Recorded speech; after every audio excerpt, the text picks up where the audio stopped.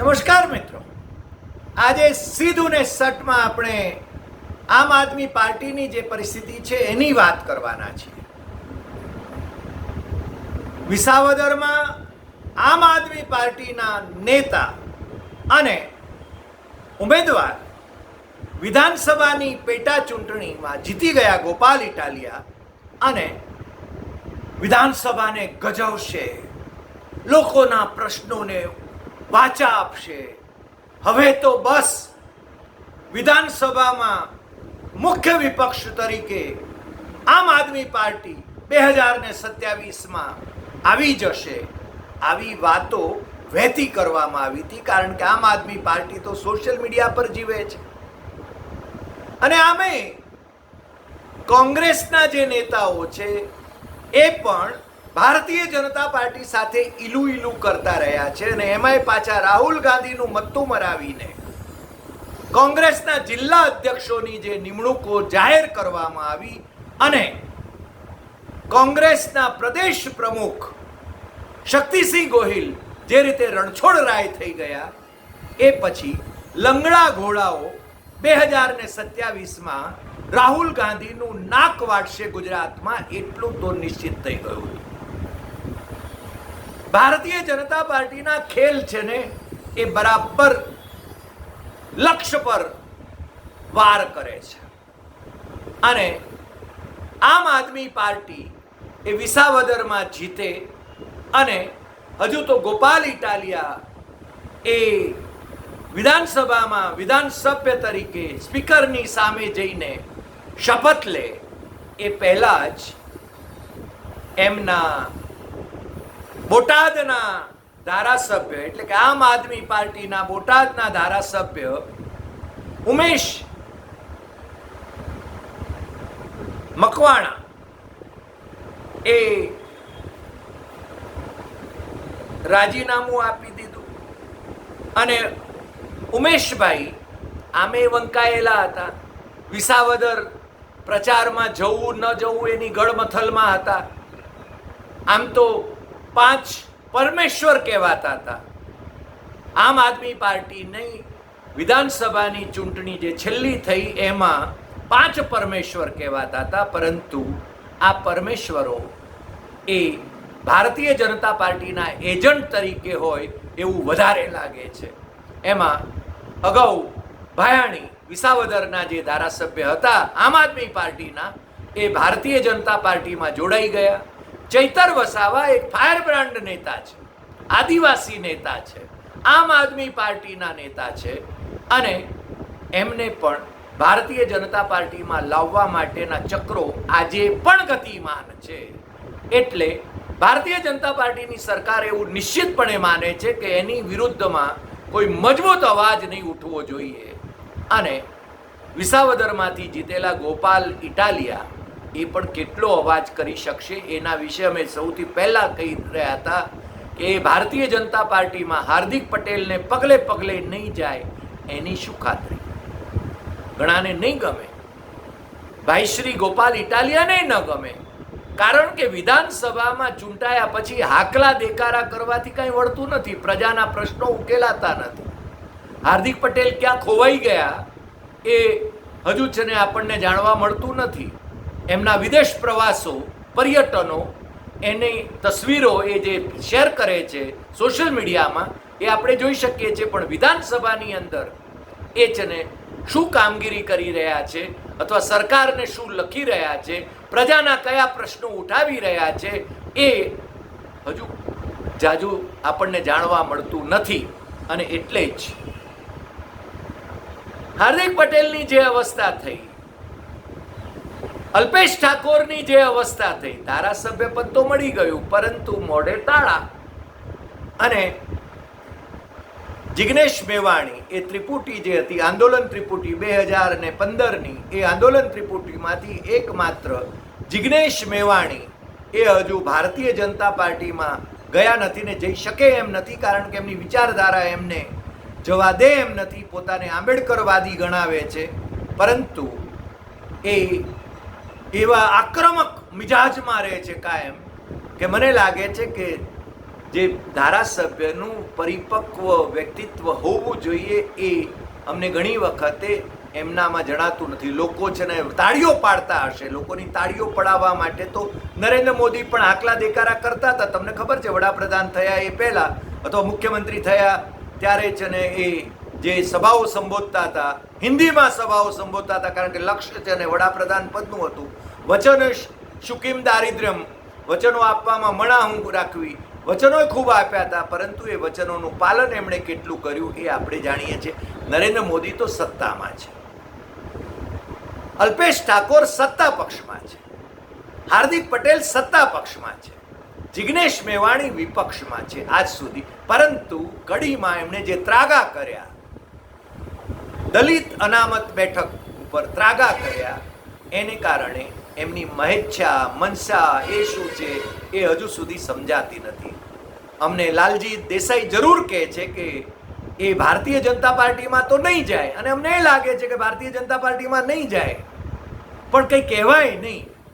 કારણ કે RM પટેલ જે એડિશનલ ચીફ સેક્રેટરી હતા, જે ડાયરેક્ટ રિક્રુટ હતા, દલિત એ IAS અધિકારી એ ડાયરેક્ટ રિક્રુટ હતા અને માર્ક્સિસ્ટ હતા, છતાં નરેન્દ્ર મોદીની ભારતીય જનતા પાર્ટીમાં એ સામેલ થયા અને એક મુદત માટે એમને ધારાસભ્ય પદ પણ મળ્યું હતું, પરંતુ બીજી વખત એમનું પત્તું કપાઈ ગયું. એટલે મને લાગે છે કે હવે વિચારધારાનો કોઈ પ્રશ્ન રહ્યો નથી. ભારતીય જનતા પાર્ટી કોંગ્રેસ થકી જ ચાલે છે એવું માનવાને પૂરતા કારણો છે ને એટલા માટે અમને લાલકૃષ્ણ અડવાણી જે કહેતા હતા કે ભારતીય જનતા પાર્ટીનું કોંગ્રેસીકરણ થઈ ગયું છે એ બાબત સાચી લાગે છે. વાત ભાઈ શ્રી ઉમેશ મકવાણાની કરીએ. આમે એ ભારતીબેન, ડૉક્ટર ભારતીબેન, આમ તો આયુર્વેદ ડૉક્ટર BAMS, એ ભારતીબેન શિયાળના PA તરીકે કાર્યરત રહ્યા. ભારતીય જનતા પાર્ટી સાથે એમણે ઘર માંડેલું હતું, પરંતુ સમયાંતરે ભારતીબેન સાથે એમને છે ને વાંધો પડ્યો, અથવા તો ભારતીબેનના બીજા ટેકેદારો સાથે વાંધો પડ્યો. તમને ખબર છે ભારતીબેન શિયાળને નરેન્દ્ર મોદીએ કેમ આગળ કર્યા હતા? નરેન્દ્ર મોદીએ કુંવરજી બાવળિયા, ભારતીબેન શિયાળ અને બીજા કેટલાક કોળી આગેવાનોને મુંબઈના પરસોત્તમ સોલંકીના વિકલ્પ તરીકે ઊભા કરવાની કોશિશ કરી, પણ આજ દિવસ સુધી કોળી આગેવાન તરીકે પરસોત્તમ સોલંકીનો કોઈ વિકલ્પ ભારતીય જનતા પાર્ટીમાં ઊભો થઈ શક્યો નથી. ભલે કુંવરજી બાવળિયા એ મંત્રી, કેબિનેટ મંત્રી હોય અને પરસોત્તમ સોલંકીને રાજ્ય કક્ષાનું જ મંત્રી પદ મળતું હોય, પરંતુ પરસોત્તમ સોલંકી એમની વગ એ કોળી સમાજ ઉપર ચાલે છે એ બાબતને કોઈ નકારી શકે એમ નથી. નરેન્દ્ર મોદીએ ભારતીબેન શિયાળને અજમાવી જોયા, અને આ ભારતીબેન શિયાળના PA જે હતા ઉમેશ મકવાણા, એ ભાજપના કામકાજથી જરા નારાજ થયા, એમના ઉપર હુમલાઓ પણ થયા, એમણે તેના આક્ષેપો પણ કર્યા. પછી આમ આદમી પાર્ટીએ એમને ઝીલી લીધા. અમે આમ આદમી પાર્ટીના સૌથી પહેલાં ગુજરાતના જે પ્રભારી હતા એ કહેતા હતા કે મારી પાસે જે લોકો હોદ્દેદારો છે, મારા હોદ્દેદારો છે, એ હોદ્દેદારો તો અમિત શાહે મોકલાવેલા છે. એટલે કે ભારતીય જનતા પાર્ટી પહેલાંથી ભાજપના એજન્ટોથી ભરેલી હતી, અને આજે પણ એ નથી એવું નથી.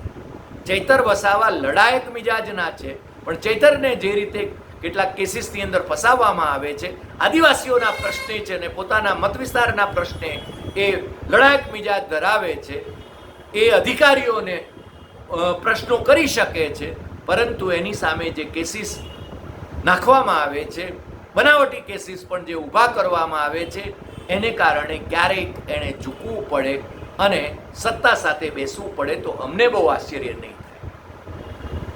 આવું જ કંઈક આમ આદમી પાર્ટીના ગારિયાધારના સુધીર વાઘાણી, જે આમ આદમી પાર્ટીના ધારાસભ્ય ગારિયાધારમાંથી, આમ તો અમરેલીમાં આવે એ બેઠક, અને તમે જોયું ને કે ભાવનગર પશ્ચિમમાં જીતુ વાઘાણી અને ભાવનગર ગ્રામમાં પરસોત્તમ સોલંકી, આ કોમ્બિનેશન ચાલે છે. પણ ગારિયાધારમાંથી જીતેલા સુધીર વાઘાણી એ ક્યાં છે? એ શું કરે છે? એમની કેમ નારાજગી છે? આમ આદમી પાર્ટીમાં એ પણ છે, જે રીતે ભાઈ ઉમેશ મકવાણા એ આમ આદમી પાર્ટીના બોટાદના ધારાસભ્ય રહ્યા, પણ બોટાદની જનતા એમનાથી નારાજ છે. અને આજે તો એવા પણ વાવડ આવ્યા છે કે એમને પાર્ટીમાંથી 5 વર્ષ માટે સસ્પેન્ડ કરવામાં આવ્યા છે. એ જ જોઈતું હતું એમને, એ જ જોઈતું હતું ભારતીય જનતા પાર્ટીને. કારણ કે એ ધારાસભ્ય તરીકે રાજીનામું ન આપે અને પક્ષના દંડક તરીકે રાજીનામું આપે, બીજા હોદ્દાઓ છોડે, એટલે એમનું ધારાસભ્ય પદ એ અકબંધ રહે છે. શંકર ચૌધરીની પાસે એનો છે ને નિર્ણય કરવાની શક્તિ છે, કારણ કે શંકર ચૌધરી એ સ્પીકર પદે બેઠેલા છે. અને મહારાષ્ટ્રની જે ઘટનાઓ બની એ તમે એનાથી વાકેફ છો કે સ્પીકર છે ને એ દિવસોના દિવસો, મહિનાઓના મહિનાઓ સુધી એ પ્રશ્નને ઉકેલવાને બદલે એ લટકાવેલો રાખે, અને ત્યાં સુધીમાં તો 2027ની મુદત એટલે વિધાનસભાની ચૂંટણીની એ આવી જાય. અને તમને ખ્યાલ છે ને કે શશી થરૂર એ મોદીના ઈશારે નાચે છે અત્યારે, જે તિરુવનંતપુરમના કોંગ્રેસના સાંસદ છે, ચૂંટાયેલા સાંસદ છે, અને એ ઈચ્છે છે કે એમને પાર્ટીમાંથી સસ્પેન્ડ કરવામાં આવે અથવા પાર્ટીમાંથી કાઢી મૂકવામાં આવે, તો એમની છે ને એમની સાંસદી એ જળવાઈ રહે.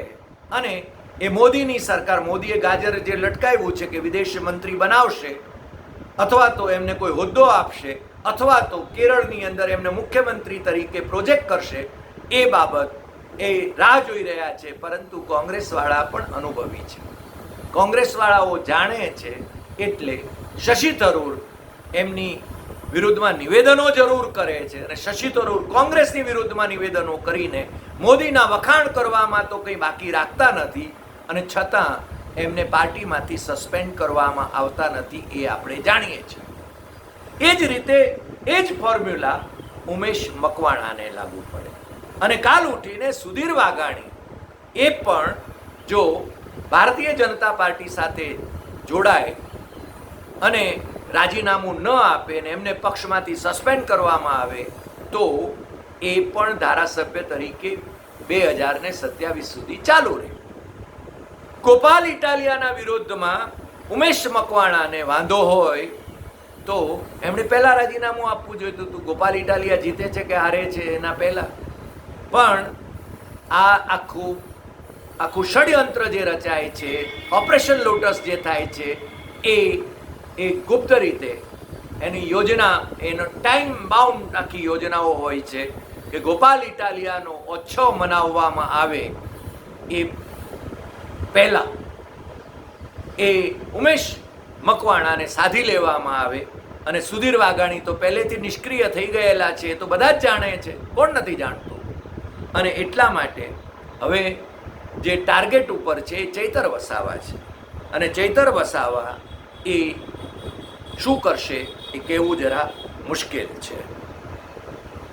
તમને મેં કહ્યું એમ કે ભારતીબેન શિયાળને એમણે નરેન્દ્ર મોદીએ પરસોત્તમ સોલંકીના વિકલ્પ તરીકે ઊભા કરવાની કોશિશ કરી જોઈ, પરંતુ એમને સાંસદી મળી અને પણ એનાથી કંઈ પરસોત્તમ સોલંકીનો જે દબદબો રહ્યો એ દબદબો કંઈ ઓછો થયો નહીં. અહીંયા કુંવરજી બાવળિયાને પેલો કેસનો ચુકાદો આવવાનો હતો અને સજા થવાની અણી હતી, ત્યારે જ છે ને એમણે છે ને આમ તો પેલો કહીને કે કમળને વોટ આપવા પહેલાં એમ કે આંગળી કાપી નાખવાના હતા, એ આપણે જાણતા હતા. અને નરેન્દ્ર મોદીએ પણ એમની ખૂબ મજાક ઉડાવી હતી. એ કુંવરજી બાવળિયા નરેન્દ્ર મોદીની કુર્નિશ બજાવે છે. અર્જુન મોઢવાડિયા નરેન્દ્ર મોદીની કુર્નિશ બજાવે છે. સીજે ચાવડા નરેન્દ્ર મોદીની કુર્નિશ બજાવે છે. અને છતાં પેલું ગાજર જે લટકાવેલું છે મંત્રી પદનું, એ જયેશ રાદડિયાને પણ એ ગાજર લટકાવેલું હતું કે ભાઈ વિસાવદર જીતી બતાવો તો તમને મંત્રી પદ મળે, પરંતુ વિસાવદર જીતી શક્યા નહીં. અને કિરીટ પટેલ એ ભારતીય જનતા પાર્ટીની મોટી ભૂલ તરીકે એમને ઉમેદવાર તરીકે વિસાવદરમાં મૂક્યા. એમના ભ્રષ્ટાચારની વાતો ખૂબ ચગી અને ગોપાલ ઇટાલિયાએ આક્રમક રીતે આખી ચૂંટણી લડી. સાથે સાથે જવાહર ચાવડા જિંદાબાદના નારા પણ લગાવ્યા. ભારતીય જનતા પાર્ટીના જે અસંતુષ્ટ હતા, કારણ કે પહેલાં કોંગ્રેસમાં જે હતા એ ભાજપમાં ગયા ધારાસભ્ય, બે વાર કોંગ્રેસે એમને ધારાસભ્ય તરીકે મૂકેલા, એ પણ પાછા ભારતીય જનતા પાર્ટીમાં ગયા. આ ભાઈ છેલ્લે જે આમ આદમી પાર્ટીમાં ચૂંટાયા હતા એ ભારતીય જનતા પાર્ટીમાં ગયા, પરંતુ એમને છે ને ઠેંગો બતાવ્યો. ભારતીય જનતા પાર્ટીએ એમને ઉમેદવાર બનાવ્યા નહીં. એટલા માટે આમ આદમી પાર્ટી જે મુખ્ય વિપક્ષ બની જશે એવી જે અપેક્ષા રાખવામાં આવતી હતી એ હવે મને લાગે છે કે ઠંઠન ગોપાલ. કોંગ્રેસના લંગડા ઘોડાઓ જે જિલ્લા પ્રમુખોમાં મોટા ભાગના લંગડા ઘોડાઓ છે એ યાદીને સ્ક્રેપ નહીં કરી દેવામાં આવે તો 2027માં અમે મોદી શાહના ગુજરાતને જીતીને બતાવીશું એવી જે ડીંગ હાંકી હતી રાહુલ ગાંધીએ, એમાં છે ને રાહુલ ગાંધીનું નાક વઢાઈ જશે. મને લાગે છે શક્તિસિંહ ગોહિલ એ નાક વઢાય એને માટે રણછોડ રાય થઈ ગયા. કારણ કે અહીંયા છે ને આ જિલ્લા પ્રમુખોની યાદી આવી, જિલ્લે અસંતોષ ભડક્યો અને હું તો હંમેશા કહું છું કે શક્તિસિંહ ગોહિલ પોતે જીતી શકે એમ નથી તો બીજાને શું જીતાડવાના. અને કોંગ્રેસમાં હજી પણ હું એમ બહુ સ્પષ્ટપણે માનું છું કે ગુજરાતમાં 35% જેટલી વોટ બેંક એ અકબંધ છે.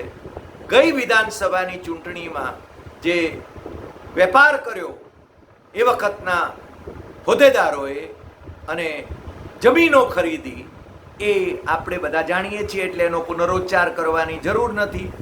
અને ઓલ ટાઈમ લો, કારણ કે હું તો એમ કહેતો રહ્યો છું કે ગુજરાતમાં કોંગ્રેસને રમતા 70 બેઠકો તો મળે, ભલે સત્તામાં આવે કે ના આવે, પરંતુ એ ઓલ ટાઈમ લો ગઈ.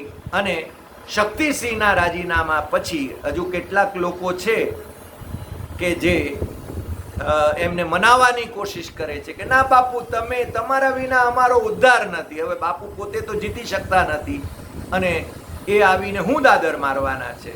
પણ છતાં શક્તિસિંહ ગોહિલના કેટલાક એજન્ટો એ છે ને એમને એમના માટે પોસ્ટ કરે છે કે ના અમારે તો શક્તિસિંહ જ પ્રદેશ પ્રમુખ તરીકે જોઈએ. અને શક્તિસિંહ કોને મૂકીને ગયા? શૈલેષ પરમારને. એટલે કોંગ્રેસનું તો નામું નંખાઈ જવાનું છે એ બહુ સ્પષ્ટ થઈ ગયું. 2027માં રહ્યા સયા જે યુવા કાર્યકરો છે, જે હજુ પણ જેમનામાં ઉત્સાહ છે, જેમને અપેક્ષા હતી કે રાહુલ ગાંધીએ યુવા નેતાગીરીને પ્રોત્સાહિત કરવાની છે, પરંતુ એને બદલે બુઢ્ઢા ઠાંસ લોકો, લંગડા ઘોડાઓ એમને છે ને જિલ્લાના અધ્યક્ષો બનાવીને અથવા ભારતીય જનતા પાર્ટી સાથે ધંધા કરનારાઓને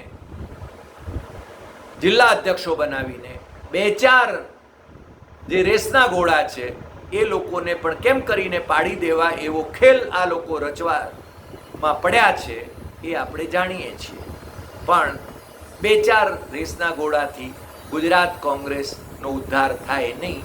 મને લાગે છે ગુજરાત કોંગ્રેસ ઉપર જેમની મક્તેદારી છે એ લોકોને બધાને છે ને આમાંથી બાકાત કરી નાખવામાં આવે, એમને જવાબદારી બીજી આપવામાં આવે, એમને છે ને ટિકિટોની વહેંચણીમાં કે હોદ્દાઓની વહેંચણીમાં એમને સામેલ ન કરવામાં આવે તો આજે પણ ગુજરાતમાં કોંગ્રેસ એ ફરીને સત્તા સુધી પહોંચી શકે એવી સ્થિતિ છે. કારણ કે ભારતીય જનતા પાર્ટીમાં પણ ઉકળતો ચરુ છે.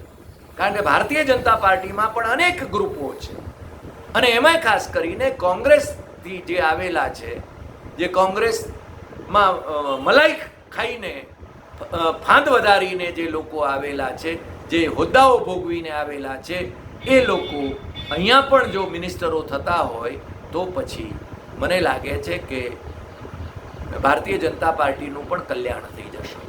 નરેન્દ્ર મોદીના ઈશારે જ્યાં સુધી ગુજરાત ચાલે છે ત્યાં સુધી ગુજરાત સરકારનું સૂત્ર સંચાલન દિલ્હીથી થઈ રહ્યું છે એ આપણે જાણીએ છીએ. પરંતુ મને લાગે છે ત્યાં સુધી આ જે બોટાદના ઉમેશ મકવાણા એમનું રાજીનામું, એમના હોદ્દાઓ ઉપરથી રાજીનામું અને ધારાસભ્ય તરીકે ચાલુ રહેવાનું, આખી યોજના ભારતીય જનતા પાર્ટીની છે. હવે પછીનો વારો સુધીર વાઘાણીનો આવે તો અમને બહુ આશ્ચર્ય નહીં થાય. આમે સુધીર વાઘાણી શું કરે છે? એક વાઘાણી જીતુ વાઘાણી છે, બિચારા એનું તો મંત્રી પદ ગયું, પરંતુ એને ઘોડો ગાડી મળી એટલે કે પીએસસીના ચેરમેન બનાવ્યા, જે હકીકતમાં છે ને બંધારણીય રીતે એ વિરુદ્ધમાં ભારતીય જનતા પાર્ટીએ પગલું ભર્યું છે. કારણ કે વિપક્ષના ગુંજાવંશ એ સામાન્ય રીતે પીએસસીના પબ્લિક અકાઉન્ટ્સ કમિટીના ચેરમેન રહ્યા છે. કારણ કે આ તો છે ને તમે છે ને ખર્ચ કરો છો, તમે છે ને બેફામ થઈને જે ખર્ચ કરો છો એનું ઓડિટ કરવા માટે તમારા જ મળતિયાઓ અહીંયા હોય ત્યારે બધું રૂડું રૂપાળું થઈ જાય અને એમાં જે કોંગ્રેસના સભ્યો હોય એમને પણ સાધી લેવાના અને બાકીના તો મોટા ભાગના ભારતીય જનતા પાર્ટીના જ સભ્યો હોય અથવા આમ આદમી પાર્ટીના એકાદને એમાં સામેલ કર્યા હોય તો એ તો ભારતીય જનતા પાર્ટીની જ લૂણ ખખડાવવાના છે. અમે પહેલાંથી કહીએ છીએ કે ગુજરાતમાં ભારતીય જનતા પાર્ટી માટે જ આમ આદમી કામ કરે છે અને હવે તો એ બહુ સ્પષ્ટ થઈ ગયું છે. ગોપાલ ઇટાલિયા તરફ આપણી નજર રહેવાની છે અને આવતા દિવસોમાં ગોપાલ ઇટાલિયા શું કરે છે એ આપણે જોઈશું. કારણ કે ભારતીય જનતા પાર્ટીમાં જાય છે કે નહીં એની તરફ આપણી મીટ મંડાયેલી છે. બાકી આમ આદમી પાર્ટીના ધારાસભ્યોનું ભારતીય જનતા પાર્ટીના ઈશારે નાચવું એ છે ને સહજ થઈ ગયું છે, કમસે કમ ગુજરાતમાં, એ આપણે જાણીએ છીએ. આજે આટલી વાત. હવે પછી ક્યારેક આપણે પરસોત્તમ સોલંકી એમનું રાજકારણ કેવું છે એની પણ વાત કરવાના છીએ, પણ એને માટે આખો એપિસોડ કરીશું. આજે આટલી વાત. ફરી મળીશું નવા એપિસોડમાં નવા વિષય સાથે. તમને જો આ એપિસોડ ગમ્યો હોય તો સૌથી વધુ શેર કરશો, લાઈક કરશો, કમેન્ટ કરશો અને આપણી YouTube channel doctor Hari Desai સત્યમ એવમ તથ્યમ એને સબસ્ક્રાઈબ કરવા માટે દેશમાં અને વિદેશમાં મિત્રોને જરૂર જણાવશો. કારણ કે આપણે સ્પષ્ટ રીતે સત્ય અને તથ્યની વાત કરીએ છીએ અને તમને એવું લાગે કે અમે કંઈક ભૂલ કરીએ છીએ તો એ જણાવવાનો, સભ્ય ભાષામાં લખવાનો, ઈમેલ કરવાનો અથવા તો વોટ્સઅપ કરવાનો તમને અધિકાર છે. વોટ્સઅપનો નંબર છે એ ફોન કરવા માટે નથી એ હું ફરીને કહી રહ્યો છું, એટલે તમે ફોન કરીને પ્રયત્ન કર્યા કરશો, પણ એ નંબર છે ને વોટ્સઅપનો જ છે. એટલે તમે કાં તો વોટ્સઅપ પર મેસેજ કરજો, હું સામેથી ફોન કરીશ જરૂર પડશે તો, અને ઈમેલ કરશો તો પણ હું જવાબ આપીશ. નમસ્કાર.